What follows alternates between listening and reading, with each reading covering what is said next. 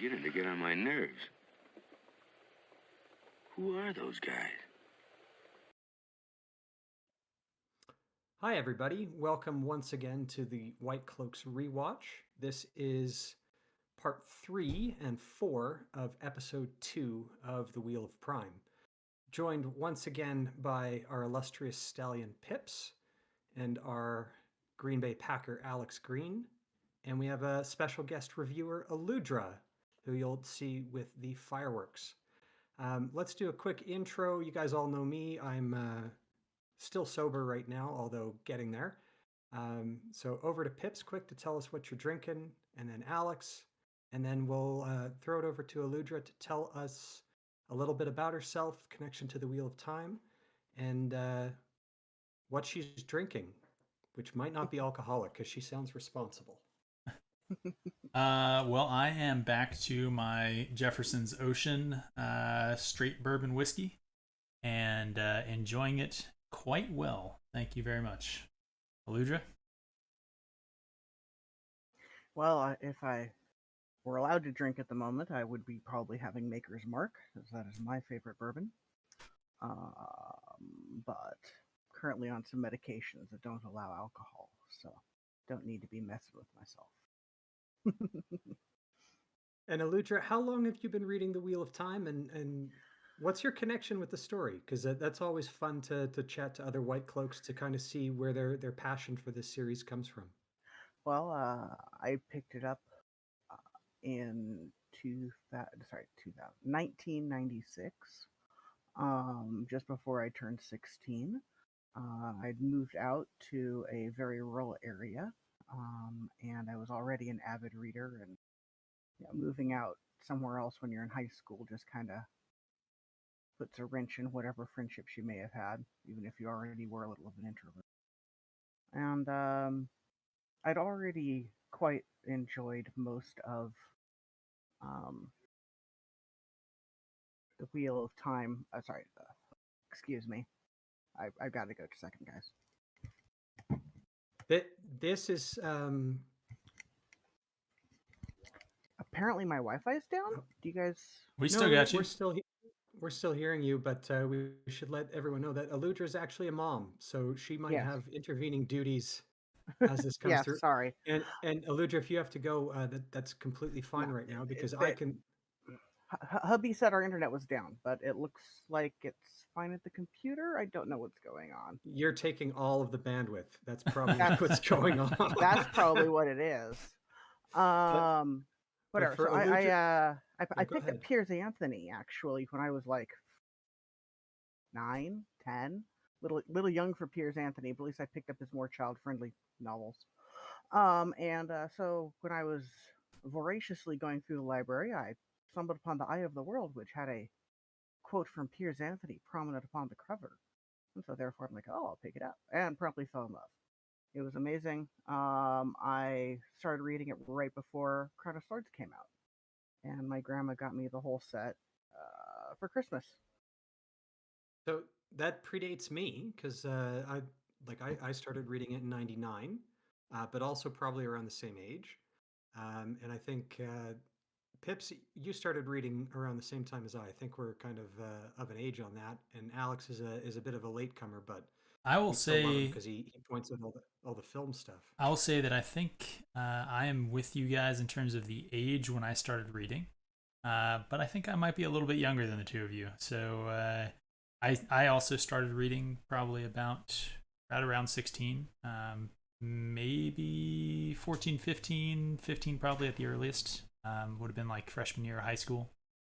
But for me, that would have been 2004. Confirmed, I'm the oldest one of us three. At least I got Aludra. I'm 41.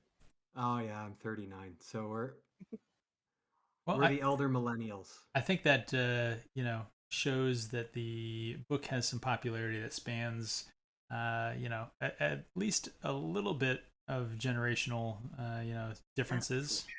If anything, we're gonna need to bring on a younger guest reviewer next time because We've had a few kind of all in our own demographic. But we have that's a the few Whitecloak that way. are sort of like 16 to 19 right now that are Yeah. big book fans, and we might be able to bring them on. I think it's a great idea. Yeah, I mean, timeless, right? It's a timeless classic.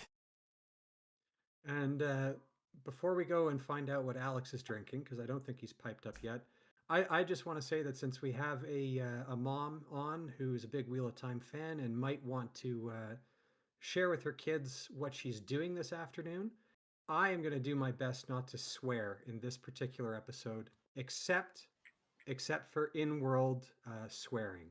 So hopefully I don't say anything inappropriate, but I will say flaming or blood and bloody ashes or mother's milk in a cup. I know that's actually quite terrible. But And if I well make this deserved with this mistake, series. yeah. But if I make this mistake, I want Aludra to come down on me like she's naive and admonish me for my terrible, terrible language. That's my ambition for this one. Not staying sober for it, so we'll see how I do. I'll be with you. I think at the end of the day, if we can make it so that Aludra can share this video or at least watch it around her kids, maybe a good Yeah. thing. And since we've kind of gone off on this series about putting in-world swearing, it might be a bit hypocritical of us to basically have a even more foul mouth than what the show has done. But Alex, are you there? Can you say hi and tell us what you're imbibing? I am here, and I have myself a Leinenkugel Kolsch. Hmm. Okay, great. This was a good intro. We left off on the dead bat with the last one. Our ambition for this one, it's a similar amount of runtime. We are going to try and cover all the way up to the dog's licking Perrin's leg, which is about 17 or 18 minutes of screen time from here. We're also going to do a pause right after the scene with the Whitecloaks to break the episode in half. Again, our ambition, as always, is 3 or 4 minutes of us talking to 1 minute of screen time.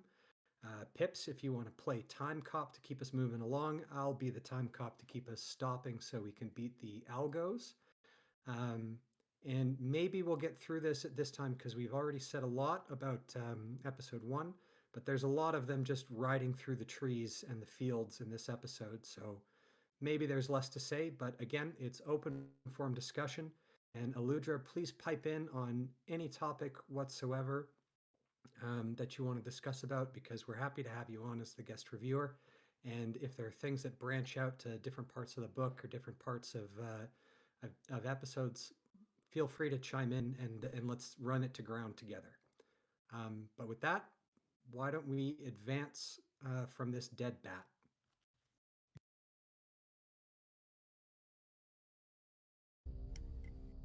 And so for context, this is Rand waking up right there, having just pulled a bat out of his throat for some reason.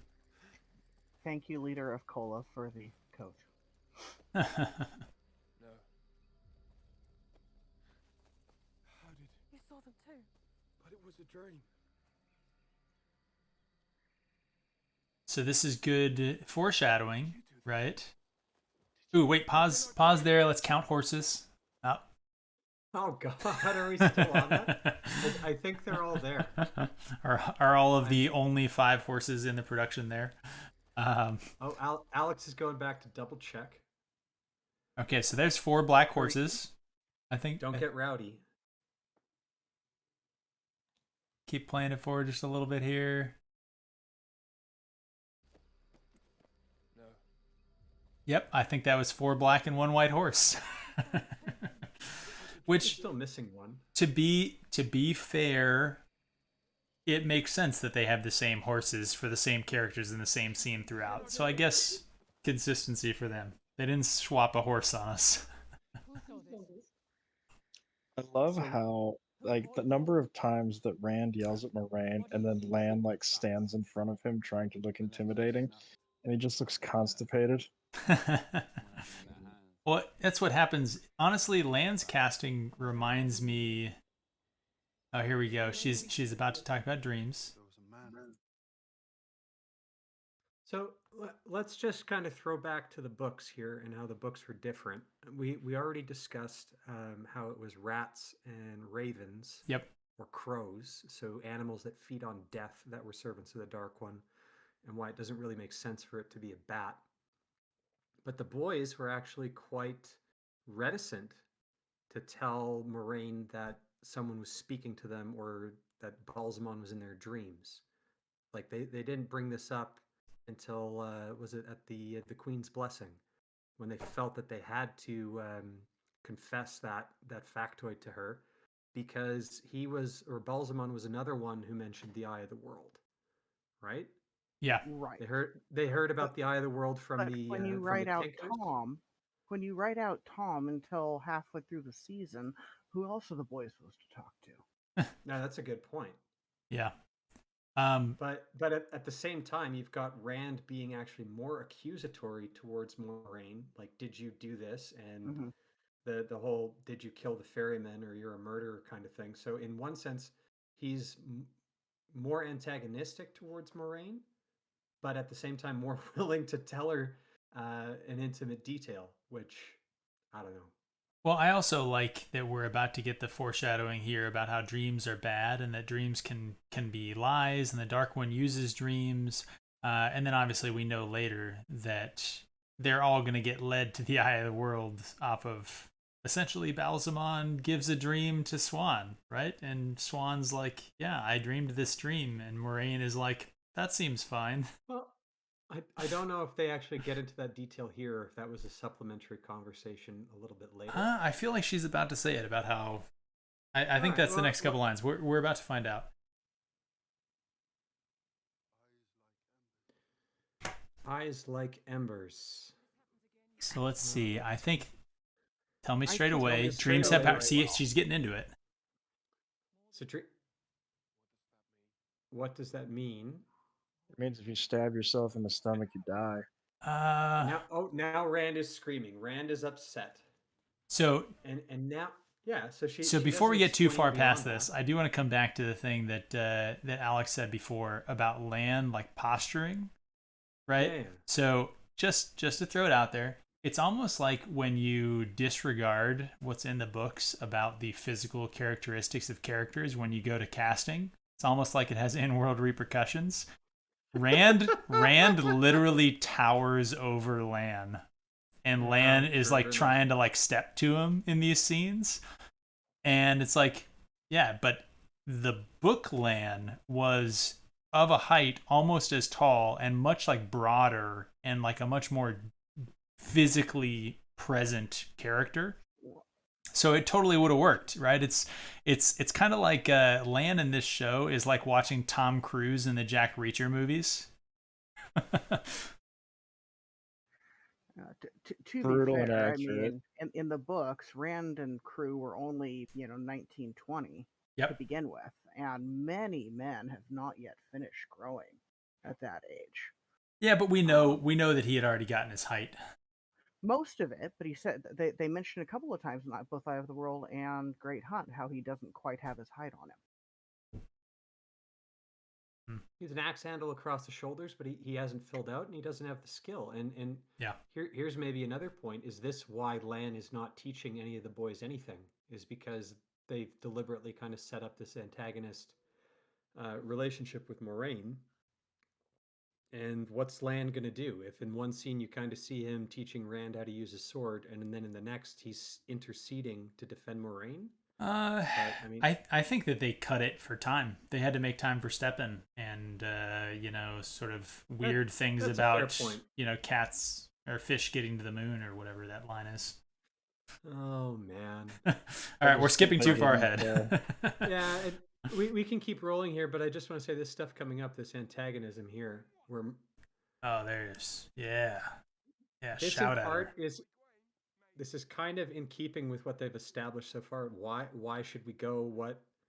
Because she hasn't explained any of this before. Yep. But Moraine's reaction being like, "All right, if you guys want to stay put, see you later." I mean, that makes no sense. Yeah. Unless she's being disingenuous. But remember, she can't lie. I just want to throw out look at the characterization that's happening right now. So Rand is shockingly actually having like a character moment. I mean, we can argue it's a silly character moment, whatever. Egwene, arms crossed in the background, disapproving. Classic Egwene whenever Rand and Moraine actually argue. And then Perrin and Matt are both like standing there, sort of like skew, like they're not even standing straight. They're like at weird angles with each other, with literally just nothing happening. They're not in focus. They're standing there awkwardly. If you told me those were cardboard cutouts of their character that were standing there while they filmed this scene, I would believe you. That's fair. I'm I honestly, think that the goofy ahead, thing Alex. about this one is that, like, okay, it is a totally reasonable thing for him to be questioning where the hell they're going. And yet this scene is painted and it's coded like he's this unreasonable Well, that's lunatic. because the same people who made this are the people who thought that Admiral Holdo was totally reasonable and the best leader ever. Well, that was exactly what I was going to say, is that this is a thing that for whatever reason is happening now, that like writers have decided that, you know, one character is their favorite, they're perfect, and then everybody around them is trash, to the point that like even when the other character is making a very reasonable point, it's portrayed that they're crazy. Uh, drives me nuts. You've got to do better, Senator. Might be the pinnacle of that. And this is anyway. I heard something uncorking. So, Aludra, did you have a comment? I was going to say something along the lines of when your mentality has not passed childhood, of course everything's black and white, and so whatever you like is good and right and bright and white, and whatever you don't like is obviously crazy, bad, evil, and dark. Man, great call out on this part there, and not to skip over what Aludra just said, which is a good point as well. But the fact that she not only said that she doesn't care whether or not they follow, like that would be one thing if it was just sort of posturing. She legit rode away and left them. She's And known remember- Rand for half an hour at this point or something like that. She has no way of knowing that Rand isn't going to say F you and call it a day and leave. But even if she was misdirecting, even if she was bluffing, remember, she cannot speak an untrue word. Right? So if she said, I don't care or whatever, go wherever you want, she if she actually did care, she wouldn't be able to say something like that.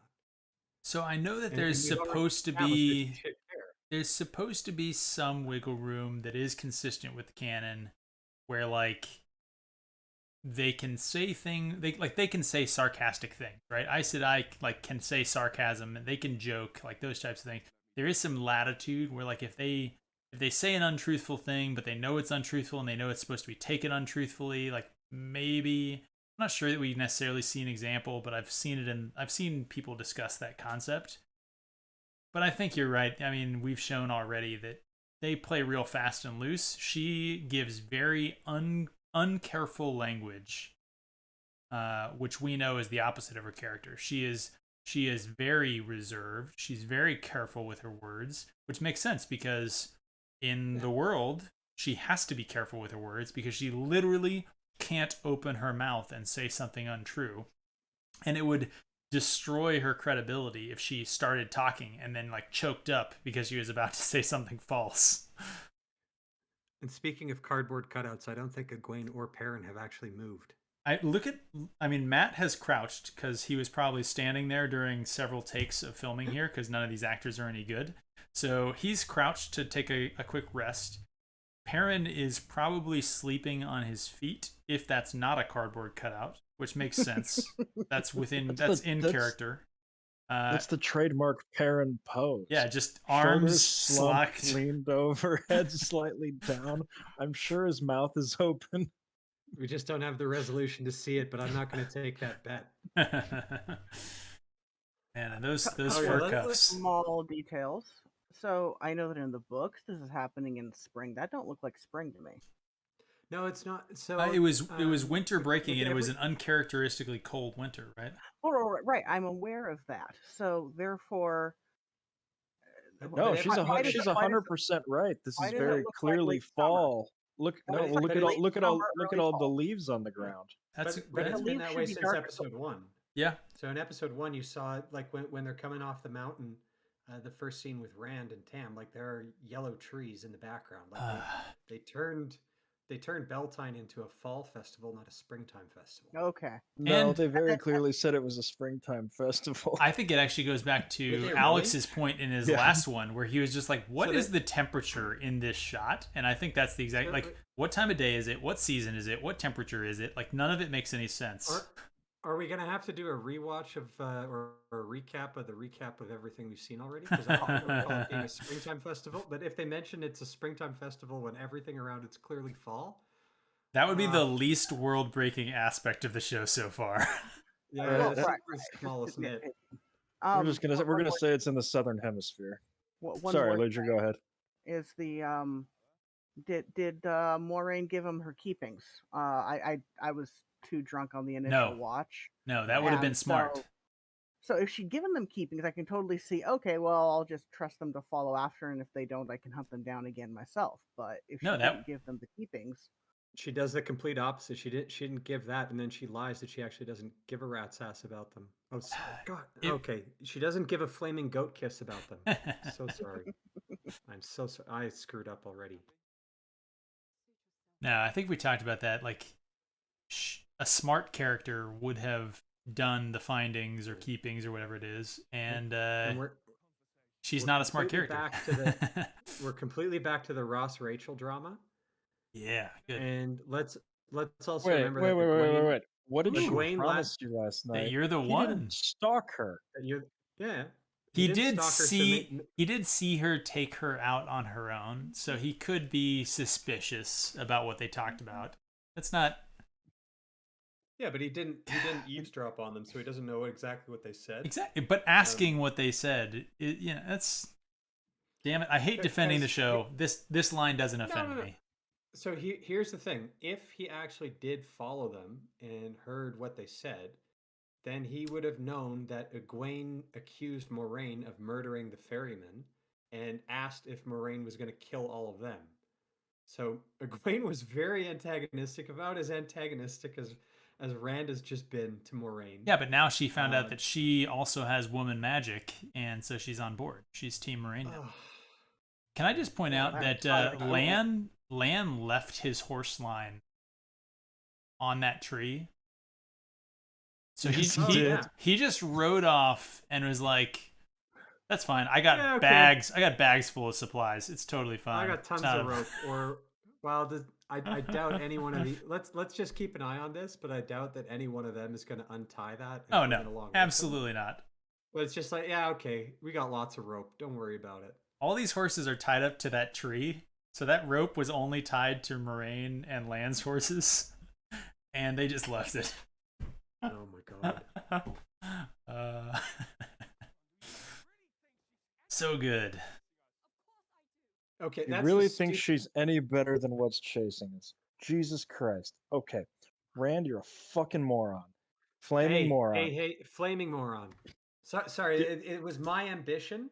But let's keep in mind here that we want Aludra's kids to actually maybe see this one time. I'll dub everything over crudely in post. God. All right, go I'm ahead, suspicious of Moraine. Wait, Well, guess what, dummy? At least Moraine doesn't eat you. at least use Michael Kramer's Uno impersonation for your dubbing. No, it's probably going to Ooh, be good really. call. It's going to be me crudely just saying "flaming." That's just going to get.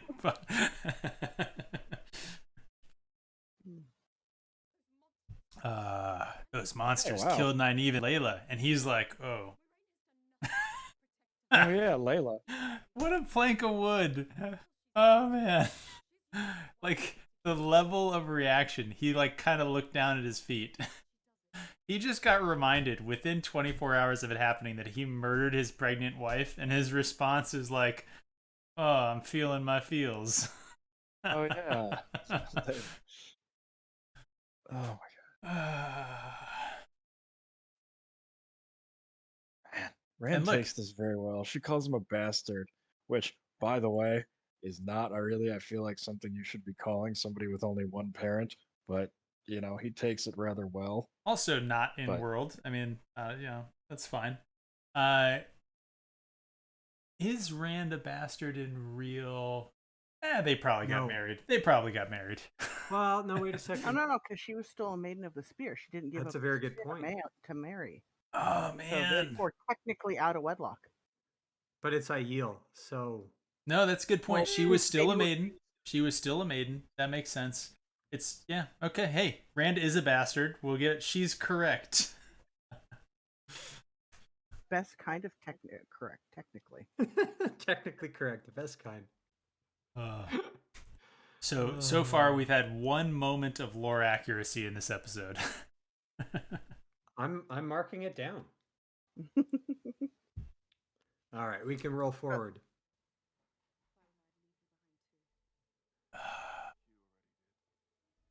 Oh, nice. Yeah, good. Yeah. Get him. Look at Rand that. found himself for a minute. He almost did. Look at that side eye. She is like, damn. That was a good comeback. We're gonna have to rethink the warm dildo pejorative. Oh crap! Is that actually a still Bernie? Is that a line that we're allowed to say? Still Randall's warm. He's still a warm marital aid. I'm gonna go with that. I do have earphones on, so the kids can't hear what you guys are saying. Okay, They come out. I just like to point out that's a relief. we can't even get around it. I mean, Matt there is throwing out swears that we're trying to avoid now. Oh, true enough. Whatever we say, they're gonna like read stuff on these subtitles. It's probably worse, but I don't. There's still a difference between showing a 14-year-old kid and like a 9-year-old. So Gosh, shades of gray. 6? Okay, it's gonna be can years read. until they see this. Anyway.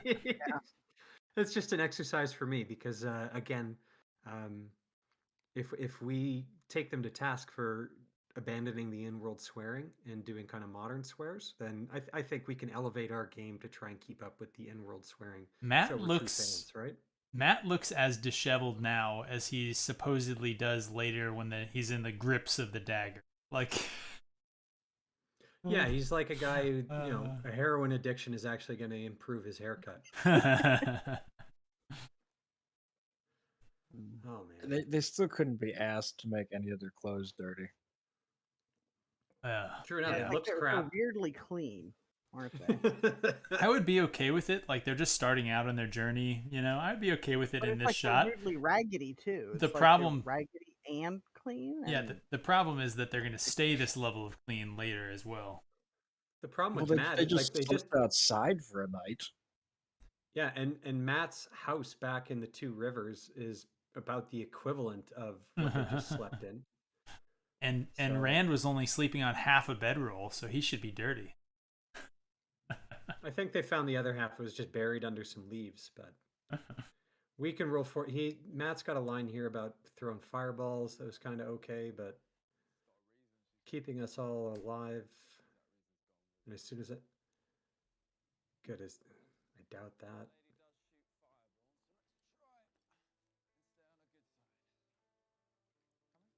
I feel like that was just them giving him sort of a humorous line, because Matt's character that we see in the show is that he's basically a degenerate, but he's funny. Not clear what they did with the horse line, but there's Lan hiding out like a creepy dude who's behind them. Let's keep that in mind. I don't think them. I caught that in actually watching the show the first time. Where's it's that Mandar? you were Like, hammered. what is he?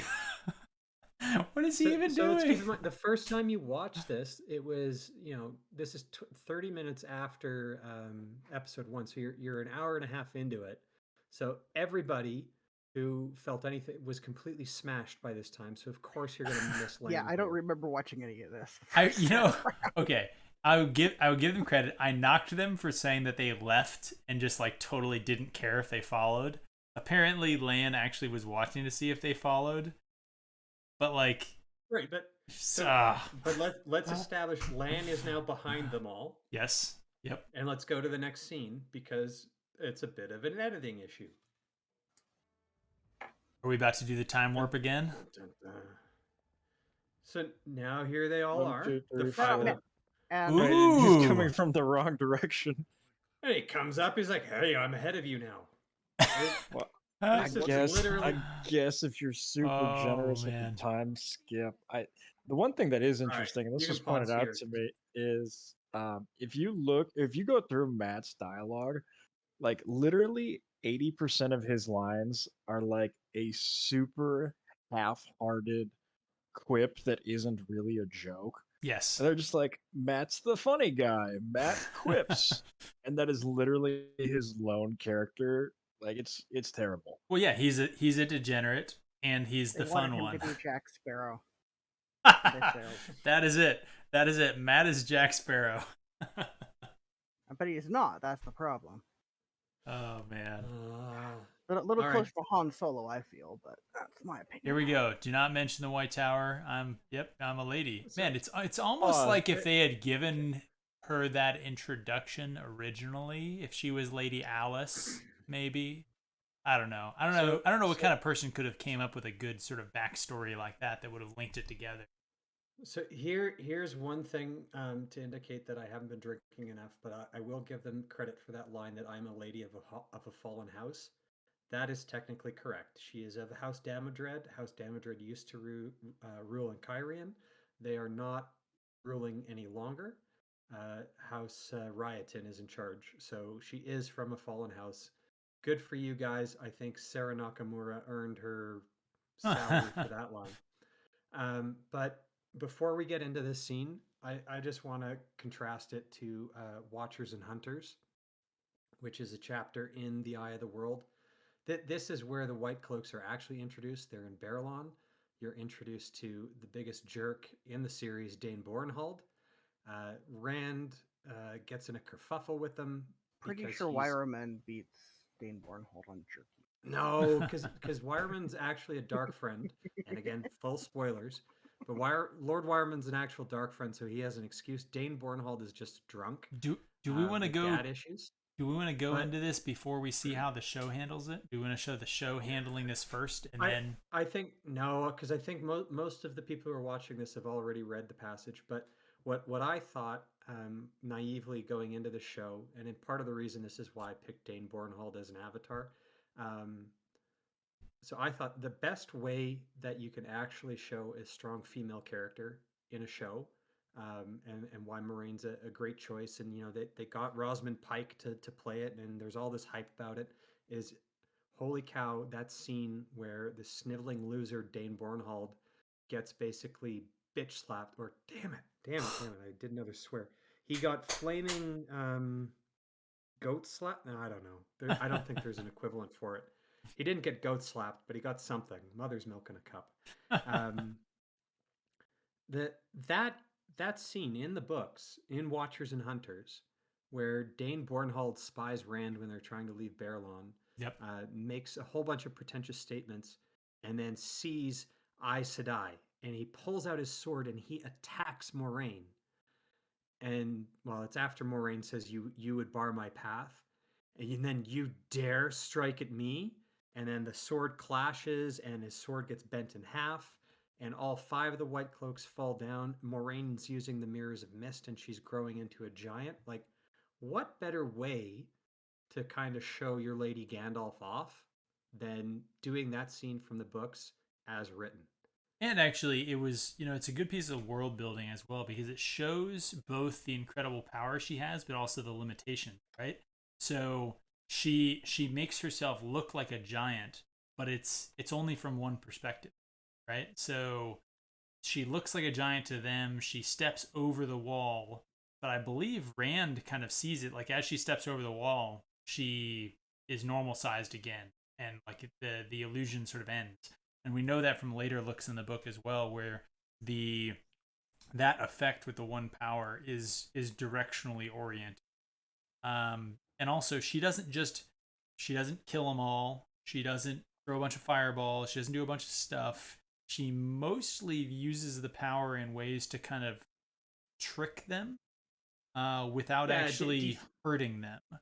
So deflate them, avoid the fight. She can defend herself. So like, it shows that she's intelligent. It shows that she is powerful. It shows that there are limits to her power, and that she's actually leveraging the first aspect, her intelligence, to make the most of her powers in order to get out of a situation without fighting. All of those are actually really good character traits, and you're like, man, this Moraine lady, she's pretty legit.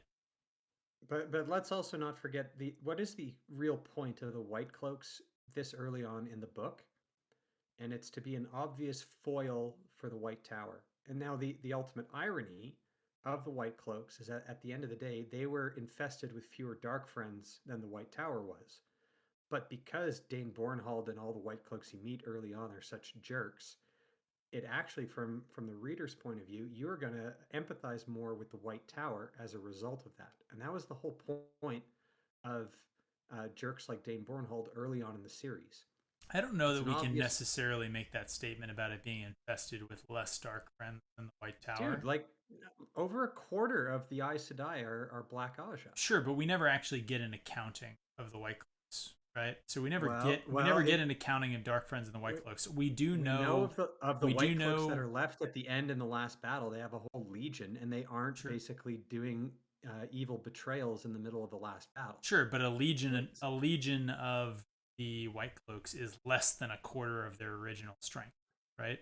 I mean, it's a Well, fragment the of their rest of original them are strength. basically enslaved by the Shanshan. But Sure.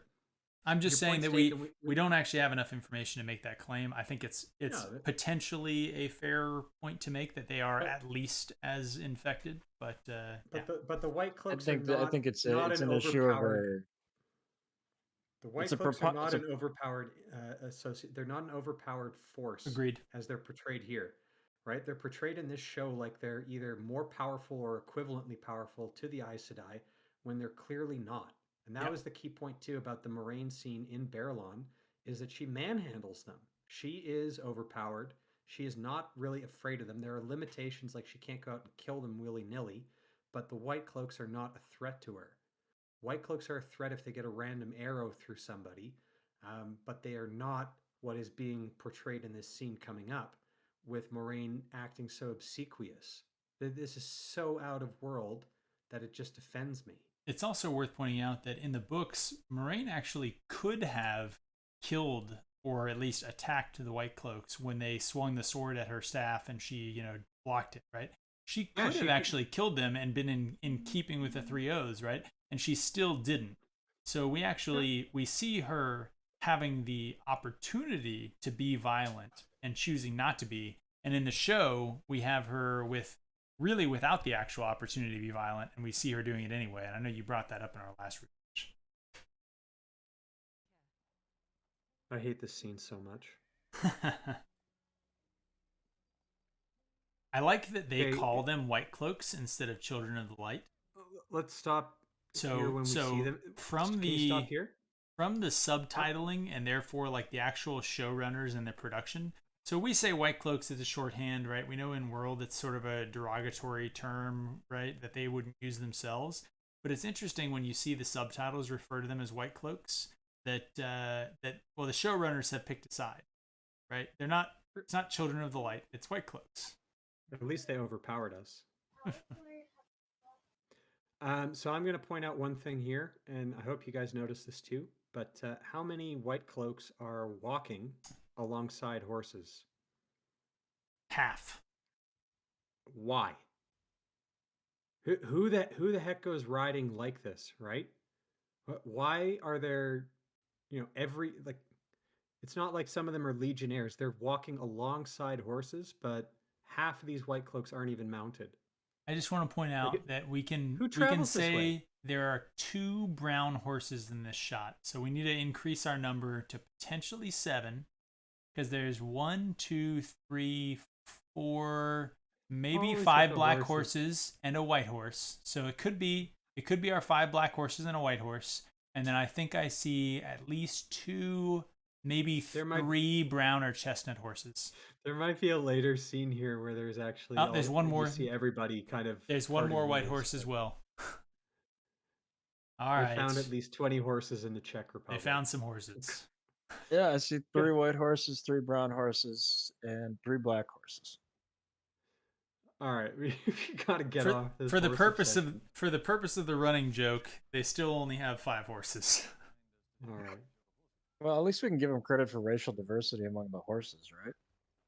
And among the Whitecloaks, you got some black Whitecloaks here too, although they all have the same freaking I haircut. don't know. I'm seeing a lot of frat douche white cloaks. Yeah, I think Valda, and there's one other kind of token black white cloak. The rest of them, so Joffrey Bornhold there looks like a reasonable old guy. That's nice of him. All of the other ones definitely have the sort of you know, like the highway patrol sort of haircut. I hate these costumes though. He's got one arm protected. Why? Because Can we just talk about the fact that there's no breastplate and there's no sun? There's no blazing sun literally anywhere. well, no, they They had have them on their banners. on their banners. But I mean like on their persons, right? Like one of the literally the defining characteristic of their costume, if you want to call it that, their appearance in the books is burnished breastplates, conical helmets, and the blazing sun. But it gets worse because it looks like the one pauldron that they have on their right arm. So Bornhold's in charge because he's got a gold-looking one. Yep. The Nazi Croat on the left with the silver one. But then you see some other lower-ranked people, like the guy behind or It's like white. the yeah, painted white, like plastic pauldrons. Like this is so bad. At least they're wearing divided skirts for riding. I was actually going to comment. Somebody got it right at least. Man, I is just that is his skirt patterned? Maybe. Never mind, irrelevant. I just like the masks on the horses. So typically, there's two reasons to put a mask on a horse. It's either to protect the horse, in which case it's armored or something like that, right? But that looks like it's cloth, so there's really like for a cavalry unit, right? That's not boarding and things like that you put on a horse. The other reason though is typically like a fly mask or something like that, right? Something to keep pests away from the horse's eyes. And so something like that that's just cutouts around the eyes, completely worthless, obviously, for that. So like the thing that they have on those horses' heads is just like a weird piece of cloth that somebody decided to put on there, which really does nothing other than remind me of the strange horse skull being worn by a horse on the Murdrall's horses. That's probably intentional, but notice here how the horses actually have sunburst motifs on their costumes, but the Whitecloaks don't.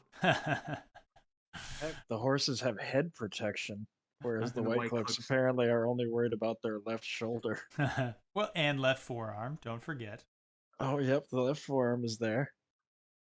Uh, Oh God. We're gonna have to let go so we can actually get to Yeah. the dialogue of this.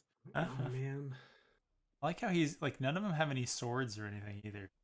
Like he just got off of his horse. He's got no weapons.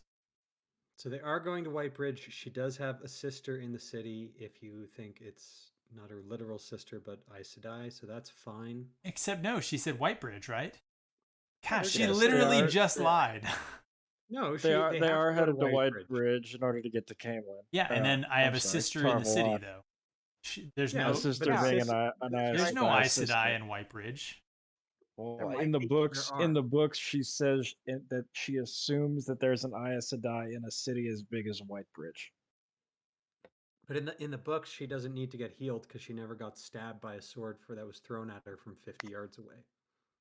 Right. I will defer to you saying if that's in the books. I don't recall it. I don't recall her saying anything about there being an Aes Sedai in the city of Whitebridge. There is in the show. Egwin explicitly asks her how she was able to say that, and this was actually one of the first pieces of introduction to the Aes Sedai doublespeak. Oh, you mean in the show? In the show. No, okay. I'm man, you got me questioning myself now. I'm 95% certain that was it in the books. All right. Anyone who's watching this, put in the comments whether or not Alex got this right or not. I don't think Alex, I hate to say it, but you got it wrong on the last time when you tried to correct me on the books. You know what? I There's think you guys might be right. I think I am. I am. I think this getting is confused with the show. I think this is There's her no literally just brutality and lying. mercy. There's no brutality and mercy mentioned by Elias, and I think the show is messing with you. You better start your reread. Or wait, you did. Maybe you need to do a reread a second time too, just to cleanse the full palate, and get everything out of this. At least once our rewatch is done. The Aes Sedai heading in force from the White Tower. Okay, Not fine. this way, right? If they're going to Logain, they wouldn't be going into the two rivers. So what they messed up the geography here, anyways. But Right? Yeah. Isn't Geldon in the south? It it is, and is. it's divided from the two rivers by Garen's Wall. Like you would not go to Gildon through the two Yes. rivers. You would Yeah. do the opposite. Yeah, you'd go, Whitebridge and To south. Or Four Lugard. No, Kings. you wouldn't even go Four Kings or down to Lugard, and then you go to Gildon, but you wouldn't Yeah. go to the west of Andor. Well, he's in Yes. Murdy, not Gildon. This is them traveling from like New York to Omaha in order to get to what? Houston? San Diego. Not even. It would be like New York to Omaha to get to like Mobile. Yeah. So yeah, Alabama. So yeah. Nice. Wars and witches don't concern us, sir. I don't. She Yeah. could probably say that. Although, could she? 'Cause She could maybe say that. She's concerned about her current mission. She's not concerned about other stuff. That's fine. it's skirting it. I'll allow it. Yeah. I suppose if you don't conflate Aes Sedai and Yeah. witches. Yeah. Jeff from Bornald went.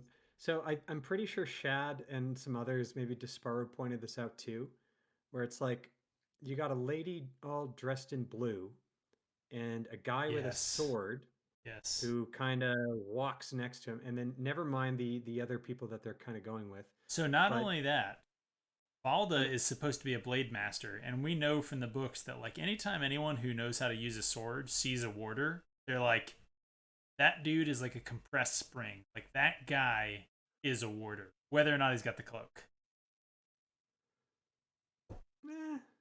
Yeah. If It's Valda just what they Valda mis- has killed 7 Aes Sedai, he recognizes a hasn't. warder.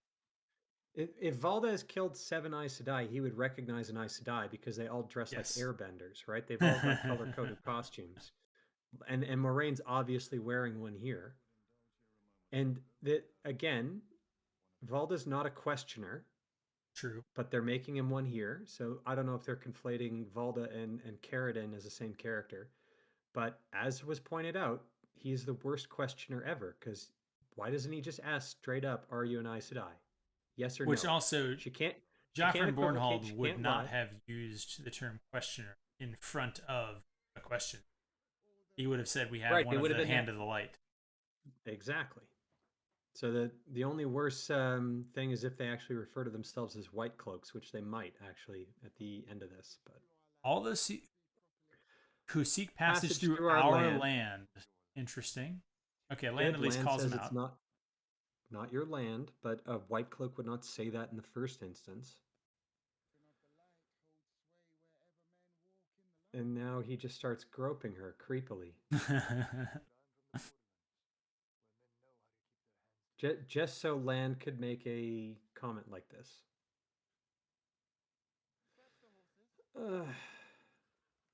And now this is why all these people weren't actually on horses, so they could go and search and just. What a terrible search, too. Look at them. They're literally like opening a flap and closing a flap. That guy behind Matt tried to open a flap, couldn't get it, and then he moved on.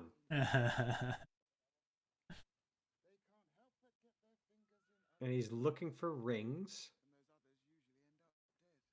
I just think, like, what is he doing? Trying to give her a back rub, probably. This is creepy. Why is Am I the there only no one Alec- unsettled by his little tuft of white hair? It is a bizarre style choice, but I'll be honest, all of the White Cloaks have super bizarre style choices. Oh man. Like, You wouldn't believe me if I told this is good, a monster.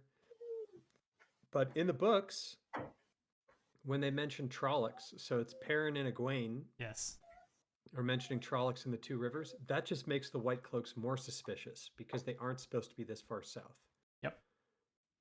Yeah. And anybody who knows a Trolloc, just it screams dark friend to them. Joffrey Bornhold specifically says that is that you guys know things about Trollocs and Myrddraal, in a place where the only people who even believe those are real and not fairy tales are dark friends. Yeah, and it makes him more suspicious.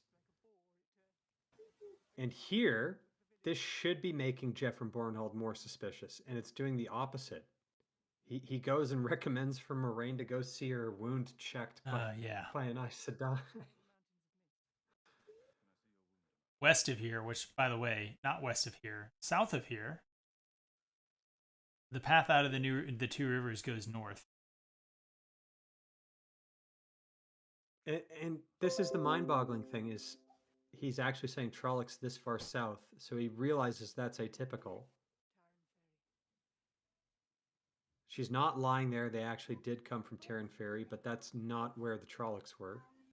And this is a lie. Can you pause? There were many people hurt there. There were not. There was one guy who drowned at Terran Ferry, and it was Moraine that drowned him. What is the name of the town you came from? Terran Ferry. There were many people hurt there.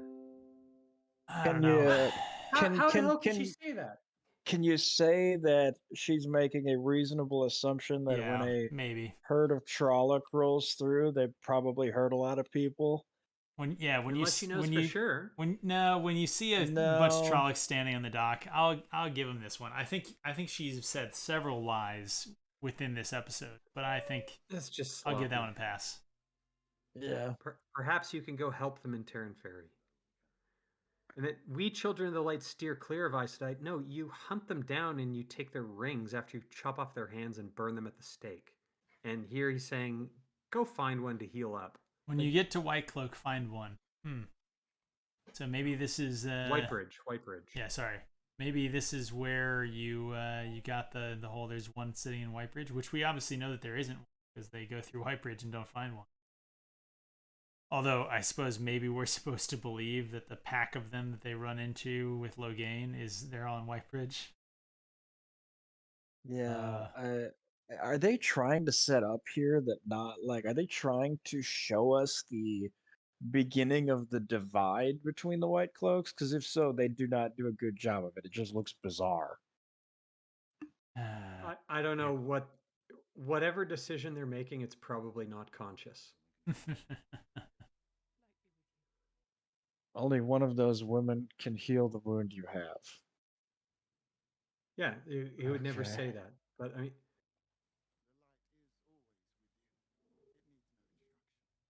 and this is where Valda sets up that if he sees any of them again, he's going to be suspicious, which is also incredibly stupid because that was his whole motivation for finding or looking after or trying to catch Perrin and Egwene is seeing them twice. Also, they allegedly are traveling in the same direction, and they know they're traveling in the same direction. So, like, seeing them again would be something you would expect. Okay, question. If Bornhold is like cool enough with the Aes Sedai that he's recommending that she finds one, what do you think Bornhold thinks about Valda's massive collection of murder trophies that he actively and visibly wears around his waist at all times? Who knows? I honestly don't know. This makes no sense. We don't usually see Aes Sedai or stay away from, or we'd stay. I will not forget your faces if I see you again. The only thing I can think of is they've gone the complete inverse of the Ben Shapiro and that feelings don't care about your facts. They want it to feel the right way, and so therefore they're going to make it feel that way, even though it makes absolutely no sense. Okay, so he's saying we questioners, so they're heading to go fight the Trollocs. We have a higher purpose, which is weird because when we see him later, he's he's got a full camp of the Children of the Light without Bornhold. So I guess Look, and here, this like tips for you. 20 Whitecloaks. We can count up all the horses here, but it looks like they've at least got 4 white horses in this shot, at least. This is certainly the most horses we see anything until the CGI horses at Tarwin's Gap. Yes. I was going to say, we do have a good amount of horses here. I guess my question is, okay, so if this is a ranging party, which I think we have to assume because there are no wagons holding the elaborate tents that they were staying in before. Well, You know, they've you also really got people walking without a horse at And no all. supplies. There's literally no saddlebags or supplies on any of those horses. It's Yes. almost like some people drove them to this set and put them together. And okay, yeah, you get the point I'm making. You Yeah. can't split up a ranging party if you only have one party of supplies. Sure. Also, I I mean, like it's a round how cut. their pennants are just pennants. They're not lances. Yeah. All right, we Actually, can pause. is there Let's a pause here single for is there a the cut. single weapon? I They suppose have there are a they have couple swords. There's the ones on the There's a ground couple of have Yeah, yeah. swords. A few of the mounted ones have swords. But a They'll lot of probably them. get caught in their robes if they try and Yes. unsheath them. Yes. Valda noticeably does not have a sword because he's clearly not going to be a blade master, which means I guess we can rule out Galad having an arc. Guys, this should be our mid-episode break. If we can stop right here, and then maybe we can Fair enough. pick up after a quick break. All right. So right. anybody Thanks, everybody, who's for watching listening this far. Dain, yeah. Yeah, we'll be back in a few on a different episode on our channel. All right. Cool.